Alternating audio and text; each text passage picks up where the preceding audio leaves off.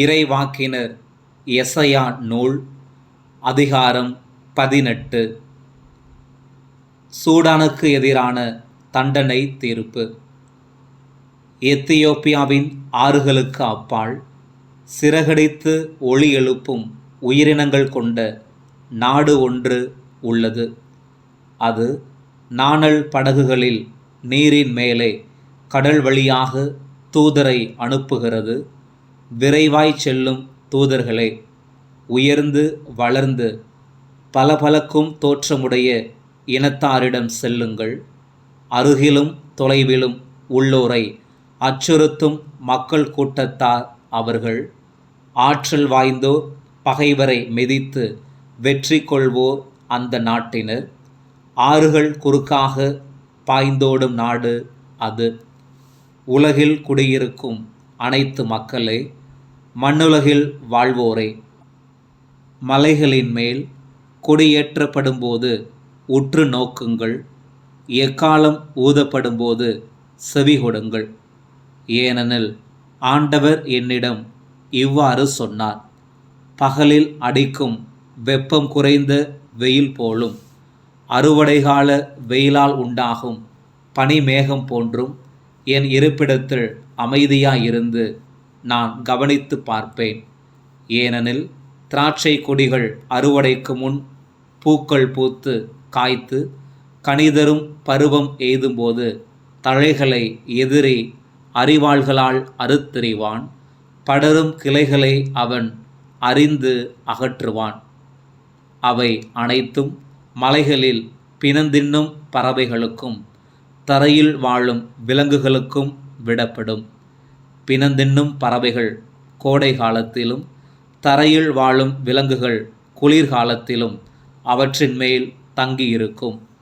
உயர்ந்து வளர்ந்து பளபளப்பான தோற்றமுடைய இனத்தாரின் நாட்டிலிருந்து அந்நேரத்தில் படைகளின் ஆண்டவருக்கு காணிக்கை பொருள்கள் கொண்டு வரப்படும். அருகிலும் தொலைவிலும் உள்ளோரை அச்சுறுத்தும் மக்கள் கூட்டத்தார் அவர்கள். அந்நாட்டினர் ஆற்றல் வாய்ந்தோர், பகைவர் மீது வெற்றி கொள்வோர். ஆறுகள் குறுக்காக பாய்ந்தோடும் அந்த நாட்டிலிருந்து படைகளின் ஆண்டவரது பெயர் தாங்கியுள்ள சீயோன் மலைக்கு அக்காணிக்கைகள் கொண்டு வரப்படும். இறைவாக்கினர் எசையா நூல் அதிகாரம் 19. எகிப்தின் மேல் வரவிருக்கும் தண்டனை தீர்ப்பு. எகிப்தை குறித்த திருவாக்கு. விரைவாய் செல்லும் மேகத்தின் மேல் ஏறி எகிப்துக்கு வருகிறார் ஆண்டவர். எகிப்தின் சிலைகள் அவர் திருமுன் அஞ்சி நடுங்கும். எகிப்தியரின் இதயமோ உள்ளுக்குள் உருக்குலையும். எகிப்தியருக்கு எதிராக எகிப்தியரையே நான் கிளர்ந்தெழச் செய்வேன். அப்போது உடன்பிறப்புக்கு எதிராக உடன்பிறப்பும், நண்பருக்கு எதிராக நண்பரும், ஒரு நகரத்தாருக்கு எதிராக மற்றொரு நகரத்தாரும், ஓர் அரசுக்கு எதிராக மற்றோர் அரசும் மோதிக்கொள்வர். ஆதலால் எகிப்தியர் தங்கள் உள்ளத்தில் ஊக்கம் இழப்பர். அவர்களின் திட்டங்களை குழப்பி விடுவேன். அப்போது அவர்கள் சிலைகளையும் இறந்தோரின் ஆவிகளையும் தேடுவார்கள். மைவித்தைக்காரரிடமும் குறி சொல்வோரிடமும் அவர்கள் குறி கேட்பார்கள். கடினமனம் கொண்ட அதிகாரிகளின் கைகளில் எகிப்தியரை நான் ஒப்படைப்பேன். கொடுங்கோல் மன்னன் ஒருவன் அவர்களை ஆள்வான் என்கிறார் தலைவராகிய படைகளின் ஆண்டவர். கடல் நீர் வற்றி போகும், பேராறு காய்ந்து வறண்டு போகும், அதன் கால்வாய்கள் நாற்றமெடுக்கும். எகிப்திலுள்ள பேராற்றின் கிளைகளில் நீர் குறைந்து அவை வறண்டு போகும். கோரைகளும் நாணல்களும் மக்கி போகும். ஆற்றின் கரை பகுதியும் முகத்துவாரமும் உலர்ந்த தரையாகும். நைல் நதியின் அருகில் விதைத்த யாவும் தீந்து பறந்து இல்லாது போகும். மீனவர் புலம்புவர். பேராற்றில் தூண்டில் போடுவோர் அனைவரும் அழுவர். நீரின் மேல் வலை வீசுவோர் சோர்வடைவர். மெல்லிய சணலாடை செய்வோரும் வெண்பருத்தி நூலினால் நெய்வோரும் வெட்கி நாணுவர். நாட்டின் தூண்களாயிருப்போர் நசுக்கப்படுவர். வேலைக்கு அமர்த்தப்படுவோர் உள்ளம் பதறுவர். சோவானின் தலைவர்கள் மூடர்களே! பார்வோனின் ஞானமிகு அறிவுரையாளர் அறிவற்ற ஆலோசனை தருகின்றனர். நான் ஞானிகளின் மகன், பண்டைகால அரசர்களின் வழி வந்தவன் என்று நீங்கள் ஒவ்வொருவரும் எப்படி பார்வோனிடம் சொல்லலாம்? அப்படியானால் உன் ஞானிகள் எங்கே? படைகளின் ஆண்டவர் எகிப்துக்கு எதிராக தீட்டிய திட்டத்தை அவர்கள் அறிந்து உனக்கு அறிவிக்கட்டும். சோவான் நகர் தலைவர்கள் அறிவிலிகள் ஆனார்கள். நோபு நகரின் தலைவர்கள் ஏமாந்து போனார்கள். எகிப்தின் குல முதல்வர்கள் அதை நெறி பிறழச் செய்தார்கள். ஆண்டவர் அதனுள் குழப்பம் உண்டாக்கும் ஆவி புகுந்துவிடச் செய்தார். போதையேறியவன் வாந்தி எடுத்து தள்ளாடுவது போல அவர்கள் எகிப்தை அதன் செயல்கள் அனைத்திலும் தள்ளாடச் செய்தார்கள். எகிப்து நாட்டில் தலையோ வாளோ ஈந்தோ நாணலோ யாருமே எதுவுமே செய்வதற்கு இராது. எகிப்து ஆண்டவரை வழிபடுதல். அந்நாளில் படைகளின் ஆண்டவர் எகிப்தியருக்கு எதிராக தம் கையை ஓங்குவார். ஓங்கிய அவர் கைமுன் அவர்கள் பெண்டீரை போல் அஞ்சி நடுங்குவார்கள். யூதா எகிப்தை திகிலடையச் செய்யும் நாடாகும். அதன் பெயரை கேட்கும் யாவரும் படைகளின் ஆண்டவர் அவர்களுக்கு எதிராக தீட்டிய திட்டத்தை முன்னிட்டு நடுநடுங்குவர். அந்நாளில் கானானிய மொழி பேசும் 5 நகர்கள் எகிப்தில் இருக்கும். அவை படைகளின் ஆண்டவரது பெயரால் ஆணையிடும். அவற்றுள் ஒன்று கதிரவன் நகரம் என அழைக்கப்படும். அந்நாளில் எகிப்திய நாட்டின் நடுவில் ஆண்டவருக்கு பலிபீடம் ஒன்று இருக்கும். அதன் எல்லைப்புறத்தில் ஆண்டவருக்கென தூண் ஒன்று எழுப்பப்படும். எகிப்து நாட்டில் அது படைகளின் ஆண்டவருக்கு ஓர் அடையாளமாகவும் சான்றாகவும் இருக்கும். ஒடுக்குவோரை முன்னிட்டு ஆண்டவரிடம் அவர்கள் முறையிடுவார்கள். ஆண்டவரும் மீட்பர் ஒருவரை அனுப்புவார். அவரும் அவர்களுக்காக வழக்காடி அவர்களுக்கு விடுதலை பெற்றுத்தருவார். அப்பொழுது ஆண்டவர் எகிப்தியருக்கு தம்மை வெளிப்படுத்துவார். எகிப்தியரும் ஆண்டவரை அந்நாளில் அறிந்து கொள்வர். பலிகளாலும் காணிக்கைகளாலும் ஆண்டவரை வழிபடுவர். ஆண்டவருக்கு பொருத்தனைகள் செய்து அவற்றை நிறைவேற்றுவர். ஆண்டவர் எகிப்தியரை வதைப்பார், வதைத்து குணமாக்குவார். அவர்களும் ஆண்டவரிடம் திரும்புவார்கள். அவரும் அவர்களுடைய விண்ணப்பங்களுக்கு செவிசாய்த்து அவர்களை குணமாக்குவார். அந்நாளில் எகிப்திலிருந்து அசிரியாவிற்கு செல்ல ஒரு நெடுஞ்சாலை உருவாகும். அசிரியர் எகிப்திற்கும் எகிப்தியர் அசிரியாவுக்கும் போய் வருவர். எகிப்தியர் அசிரியரோடு சேர்ந்து இறை வழிபாடு செய்வர். அந்நாளில் இஸ்ரவேல் எகிப்திற்கும் அசிரியாவிற்கும் இணையான 3ஆம் அரசாக திகழ்ந்து மண்ணுலகின் நடுவில் ஆசியாக விளங்கும். படைகளின் ஆண்டவர் அவற்றிற்கு வழங்கும் ஆசி மொழியாவது: என் மக்களிடமாகிய எகிப்தும் என் கை வேலைப்பாடாகிய அசிரியாவும் என் உரிமை சொத்தாகிய இஸ்ரவேலும் ஆசி பெறுக. இறைவாக்கினர் எசையா நூல் அதிகாரம் 20. இறைவாக்கினர் பிறந்த மேனியுடன் நடத்தல். அசிரிய மன்னன் சார்கோன் அனுப்பிய படைத்தளபதி அஸ்தோது நகருக்கு எதிராய் போரிட்டு அதை கைப்பற்றிய ஆண்டில் ஆமோட்சின் மைந்த எசையா வாயிலாய் ஆண்டவர் பேசி, நீ போய் உன் இடையிலிருந்து சாக்கு உடையை களைந்துவிடு, உன் கால்களிலிருந்து காலணிகளை கலற்றிவிடு என்று கூறினார்.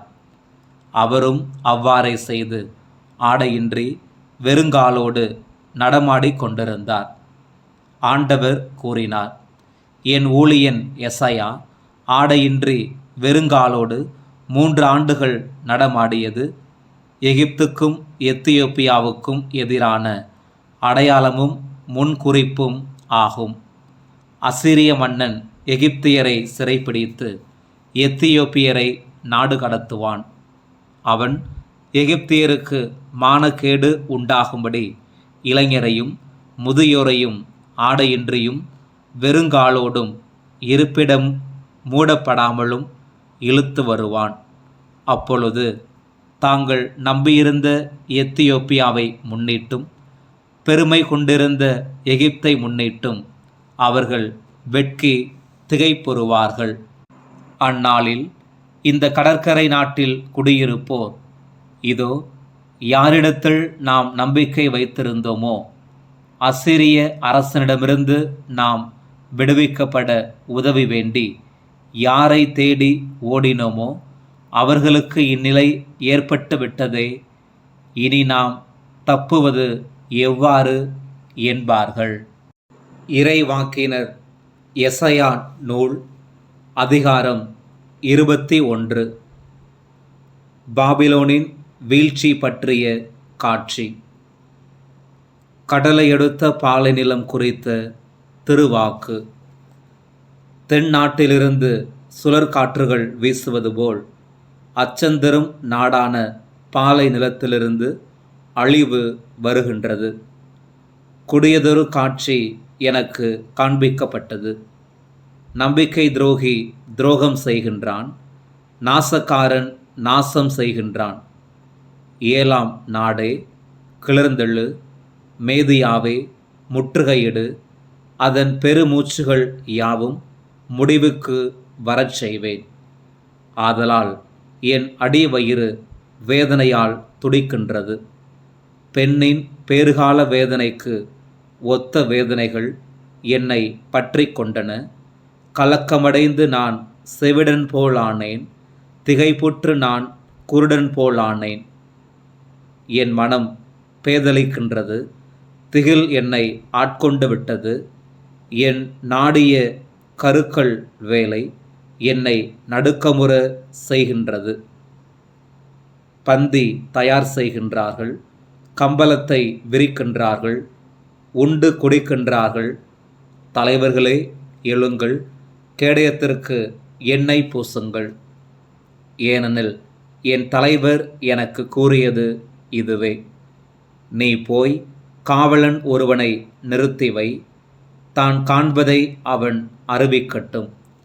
இருவர் இருவராய் குதிரைப்படை வீரர்கள் அணிவகுத்து வருவதையும் கழுதைகள் மேலும் ஒட்டகங்கள் மேலும் வீரர்கள் ஏறி வருவதையும் அவன் காணும்போது மிகவும் கவனமாய் கண்காணிக்கட்டும். அப்போது காவல்காரன் கூக்குரலிட்டான், என் தலைவரே, பகல் முழுவதும் நான் காவல் மாடத்தின் மேல் நின்று கொண்டிருக்கின்றேன். இரவெல்லாம் என் பணியில் நிறுத்தப்பட்டுள்ளேன். இதோ இரட்டை குதிரைகள் பூட்டப்பட்ட தேரிலேறி ஒருவர் வருகின்றார். அவர் மறுமொழியாக, பாபிலோன் வீழ்ந்தது, வீழ்ச்சியடைந்து விட்டது, அதன் தெய்வங்களின் சிலைகள் அனைத்தும் தரையில் மோதி உடைக்கப்பட்டாயிற்று என்று கூறினார். போரடிக்கப்பட்டு களத்தில் சிதறி கிடக்கும் என் மக்களே, இஸ்ரவேலின் கடவுளாகிய படைகளின் ஆண்டவரிடமிருந்து நான் கேட்டவற்றை உங்களுக்கு அறிவித்துள்ளேன். ஏதோம் பற்றிய செய்தி. தூமாவை பற்றிய திருவாக்கு. சேயீரிலிருந்து என்னை கூப்பிட்டு, சாமக்காவலனே, இரவு எப்போது முடியும்? சாமக்காவலனே, இரவு எப்போது முடியும் என்று ஒருவர் கேட்க, காலை வருகின்றது, அவ்வாறே இரவும் வருகின்றது. கேட்பதெனின் கேளுங்கள், மீண்டும் திரும்பி வாருங்கள் என்று சாமக்காவலன் கூறினான். அரபியாவை குறித்த செய்தி. அரபியாவை குறித்த திருவாக்கு. தெதானின் வணிக பயணிகளே, அரபியாவின் பாலைநில சோலைகளில் நீங்கள் கூடாரமடியுங்கள். தேமா நாட்டில் குடியிருப்போரே, தாகமுற்றோருக்கு தண்ணீர் கொண்டு வாருங்கள். அகதிகளை உணவுடன் சென்று சந்தியுங்கள். ஏனெனில் வாள்களுக்கு தப்பி அவர்கள் ஓடுகின்றார்கள். உருவிய வாளுக்கும் நாணேற்றிய வில்லுக்கும் போரின் கடுமைக்கும் அஞ்சி அவர்கள் ஓடுகின்றார்கள். என் தலைவர் எனக்கு கூறியது, கூலியால் கணக்கிடும் ஆண்டுகளில் ஓர் ஆண்டிற்குள் கேதாரின் மேன்மை மங்கிப் போகும். கேதார் மக்களுள் வலிமை வாய்ந்த வில் வீரர்களில் மிகச்சிலரே எஞ்சியிருப்பர். ஏனெனில் இஸ்ரவேலின் கடவுளாகிய ஆண்டவரே இதை கூறியுள்ளார். இறைவாக்கினர் எசையா நூல் அதிகாரம் 22. எருசலேம் எச்சரிக்கப்படுதல். காட்சி பள்ளத்தாக்கை குறித்து திருவாக்கு. வீட்டு கூரைகளின் மேல் நீங்கள் அனைவரும் ஏறி இருக்கிறீர்களே, அதற்கு காரணம் என்ன? ஆரவாரம் நிறைந்த நகரமே, அக்களித்து அமர்க்கலப்படும் பட்டணமே, கொலையுண்ட உன் மக்கள் வாளாலும் மடியவில்லை, போர்க்களத்திலும் மாண்டார் அல்லர். உங்கள் தலைவர்கள் அனைவரும் ஒருங்கே ஓட்டமெடுத்தார்கள், அம்பு எய்யாமலே அவர்கள் பிடிபட்டார்கள். உன்னிடத்தில் இருந்தவர் யாவரும் தொலைவிற்கு தப்பியோடியும் கண்டுபிடிக்கப்பட்டு ஒரு சேர கைதாயினர். ஆதலால் என்னை உற்று நோக்காதீர்கள், நான் மனங்கசந்து கதறி அழவிடுங்கள். என் அன்புக்குரிய மக்களின் அழிவை குறித்து என்னை தேற்ற முயலாதீர்கள் என்றேன். ஏனெனில் அமளியும் திகிலும் நிறைந்த நாள் அது, மக்கள் மிதிபடும் நேரம் அது, என் தலைவராகிய படைகளின் ஆண்டவரது நாள் அது. காட்சி பள்ளத்தாக்கில் இது நிகழ்கின்றது. மதிர் சுவர்கள் தகர்க்கப்படுகின்றன. மலைகளை நோக்கி அபயக்குரல் எழுகின்றது. ஏலாம் நாட்டினர் அம்பார துணியை எடுத்து சென்றனர். தேர் படையோடும் குதிரை வீரரோடும் புறப்பட்டனர். கீர் நாட்டினர் கேடயத்தின் உரையை அகற்றினர். மிகச்சிறந்த உன் பள்ளத்தாக்குகள் தேர் படைகளால் நிறைந்தன. குதிரை வீரர் உன் வாயில்களில் அணிவகுத்து நின்றனர். யூதாவின் அரண் தகர்க்கப்பட்டது. அந்நாளில் போர்க்கருவிகள் இருந்த வன மாளிகையை நாடினீர்கள். தாவீது நகரின் அரணில் பிளவுகள் பல இருப்பதை நீங்கள் கண்டீர்கள். கீழ்குளத்து தண்ணீரை சேர்த்து வைத்தீர்கள். எருசலேமின் வீடுகளை எண்ணி முடித்தீர்கள். அரணுக்கு வலுவூட்ட வீடுகளை இடித்தீர்கள். இரு மதில்களுக்கும் இடையே பழைய குளத்து தண்ணீருக்கென்று ஒரு நீர்த்தேக்கத்தை அமைத்தீர்கள். ஆனால் அதை உருவாக்கியவரை நீங்கள் நாடவில்லை. நெடுங்காலத்திற்கு முன்பே அதை ஏற்படுத்தியவரை நீங்கள் கண்ணோக்கவும் இல்லை. அந்நாளில் புலம்பவும் ஓலமிட்டு கதறி அழவும் தலையை மொட்டையடித்து கொள்ளவும் சாக்கு உடை உடுத்தவும் படைகளின் ஆண்டவரான எம் தலைவர் ஆணையிட்டார். நீங்களோ மகிழ்ந்து களிப்படைகின்றீர்கள்.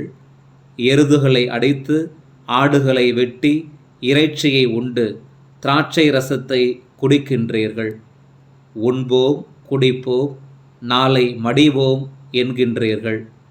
படைகளின் ஆண்டவர் என் காதால் நான் கேட்குமாறு வெளிப்படுத்தியது, நீங்கள் சாகும் வரை இத்தீச்செயலின் கரை கழுவப்படவே மாட்டாது என்கிறார் எம் தலைவராகிய படைகளின் ஆண்டவர்.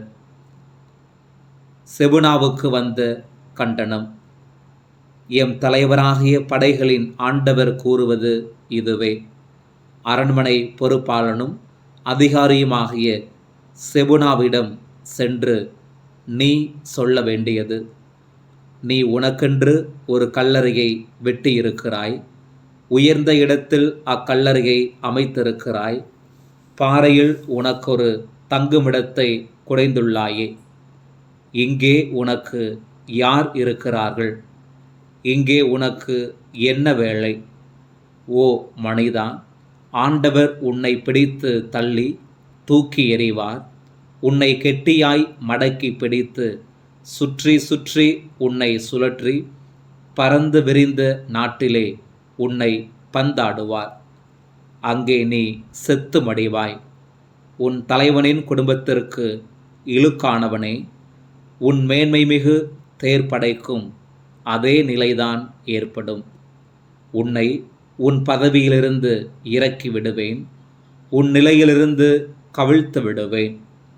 அந்நாளில் இலிக்கியாவின் மகனும் என் ஊழியனுமாகிய எலியாக்கிமை நான் அழைத்து, உன் அங்கியை அவனுக்கு உடுத்தி, உன் கச்சையை அவனுடைய இடுப்பில் கட்டி, உன் அதிகாரத்தை அவனுடைய கையில் ஒப்படைப்பேன்.